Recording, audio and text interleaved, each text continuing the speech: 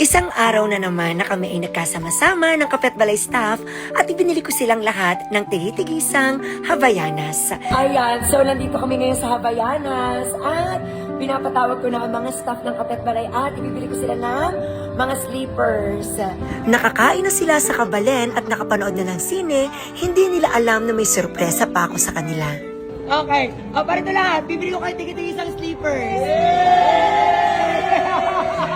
Bibihira ang pagkakataon na mag-close ang Kapet Balay. Dahil sa banta ng masamang panahon, ay pinili ko na magsara muna nitong Biyernes.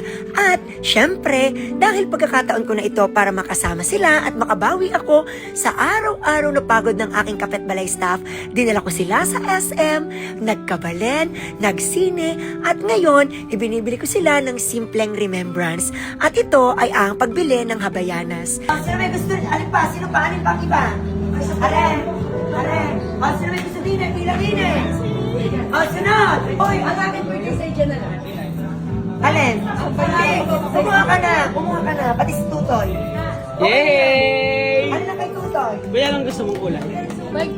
White. O, pila doon. Pila doon. Habang namimili sila ng tsinelas, ay tunay ngang napakasaya ng puso ko.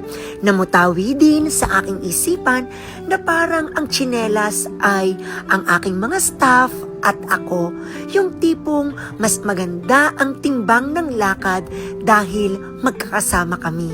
Parang pares ng tsinelas na kung wala ang isa ay hindi magiging okay ang takbo ng negosyo. O, kanino to? O, kay Justine. Size. Sa bawat hakbang ko ng pangarap para sa Kapet Balay ay lagi kong kasama sa paghakbang ang aking mga staff. At syempre, kasama din ang mga pangarap na nabubuo ko para sa kanila. Nakakatuwang marinig ang mga salitang, "Thank you, sir." Ngayon lamang po kami nagkaroon ng ganito dahil ang lagi lang po namin binibili sa palengke ay yung Havana. Okay, lahat meron na? Lahat? Okay na? Okay. Sabi, sir, pakiprepare mo. Okay. Natouch din ako nung marinig ko ang aking isang staff na ang sabi ay, "Sir, first time ko pong magkaroon ng ganito." Sino nga yung mga first time sa sinihan? O, ano ba sabi niyo sa sinihan? Ang lamig po pala sa loob. Ano mga sabi niyo? May malaking TV? Habang ginagawa ko ito, feeling ko ay mga anak ko talaga sila at nanay nila ako. Yung tipong naiibili ko sila ng mga simpleng gamit para sa kanila. At para silang mga bata na tuwang-tuwa habang nakakatanggap ng simpleng regalo. O, din isa plan. Kanino ang 41, 42?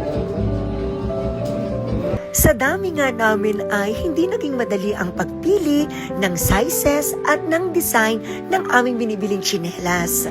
Animoy katulad ng araw-araw nilang dinaranas. Hindi madali ang pagtatrabaho at pagsisikap. Sobrang saya ng puso ko. Deserve na deserve nyo ang ganitong pagtrato. Dahil napakasipag nyo sa trabaho at napaka-responsable nyo.